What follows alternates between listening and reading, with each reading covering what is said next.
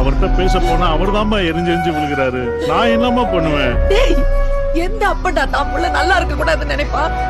தான் புள்ள 4 பேர் மத்தியில தலை குடிஞ்சு நின்ற கூடாதுன்னு தாண்டா மனசுக்குள்ள பாசத்தை வச்சுக்கிட்டு வெளியில சிடு சிடு திட்டி திட்டி தாண்டா வளர்ப்பா.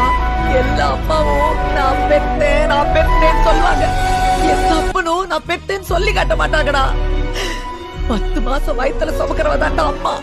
ஆனா 10 வருஷம் தோல்ல சுமக்கிறவ தாண்டா அப்ப. அம்மா படுற கஷ்டத்தை உன்னால கண்டுபிடிக்க முடியும்டா.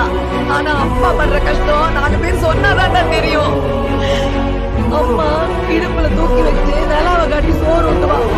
ஆனா அப்பா தோல்ல தூக்கி வச்சுட்டு தான் காணாத உலகத்தை தான் புள்ள பாக்கணும்னு ஆசைப்படுவான்டா. பாசத்தை வெளியே காட்ட மாட்டாருடா.